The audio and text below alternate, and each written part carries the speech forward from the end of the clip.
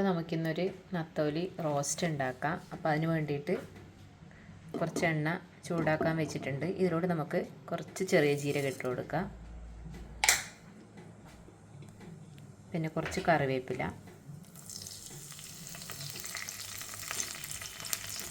ഇതൊന്ന് ചൂടായി വരുമ്പോഴത്തേക്ക് നമുക്ക് ഒരു 2 സവാള കട്ട് ചെയ്തതും കൂടെ ആഡ് ചെയ്യാം. നമുക്ക് ഇതിലോട്ട് കട്ട് ചെയ്ത് വെച്ച സവാള ആഡ് ചെയ്യാം. 2 വലിയ സവാള കട്ട് ചെയ്തതാണ്. അപ്പോൾ അതൊന്ന് കുറച്ചൊരു വഴണ്ട് വരുമ്പോഴത്തേക്ക് നമുക്ക് ഇഞ്ചി, വെളുത്തുള്ളി, പച്ചമുളക്, പിന്നെ തക്കാളിയും കൂടെ ആഡ് ചെയ്യാം. അപ്പോൾ നമ്മുടെ ഉള്ളി കുറച്ച് വഴണ്ട് വന്നിട്ടുണ്ട്. ഇനി നമുക്ക് ഇതിലോട്ട് ഇഞ്ചിയും പച്ചമുളക്, വെളുത്തുള്ളി ആഡ് ചെയ്യാം.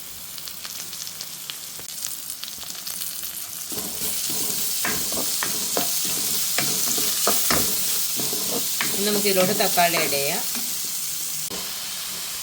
അപ്പോൾ ഈ തക്കാളിയെല്ലാം നന്നായിട്ടൊന്ന് വഴണ്ട് വരുന്നത് വരെ നമുക്ക് വെയിറ്റ് ചെയ്യാം. അപ്പോൾ അതിന് ശേഷം നമുക്ക് ഇതിലോട്ട് മഞ്ഞൾപ്പൊടിയും പിന്നെ മുളക് പൊടി, കളറിന് വേണ്ടിയിട്ട് നമുക്ക് കാശ്മീരി ചില്ലി കുറച്ച് കൂടുതലായിട്ട് ആഡ് ചെയ്യാം.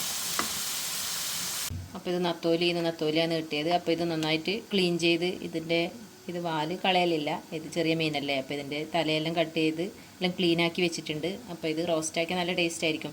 ഇതുപോലെ തന്നെ ചെമ്മീൻ, ഞണ്ട് അതൊക്കെ നമുക്ക് റോസ്റ്റാക്കി എടുക്കാം, നല്ല ടേസ്റ്റ് ആയിരിക്കും.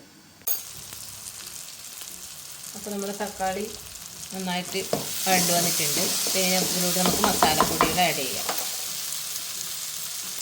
മഞ്ഞൾപ്പൊടി, കുറച്ച് മുളക് പൊടി എരിവിന് വേണ്ടിയിട്ട്, പിന്നെ നമുക്ക് കാശ്മീരി മുളക് പൊടി കളറിന് വേണ്ടിയിട്ട് ചേർക്കാം.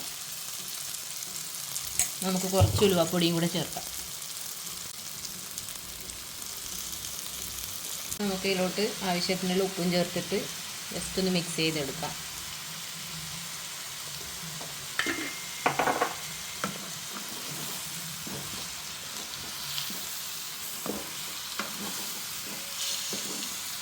അധികം ഇളക്കാൻ കഴിയും. അപ്പോൾ ഇതിലൂടെ നമുക്ക് കുറച്ച് ചൂടുവെള്ളം ചേർക്കാം.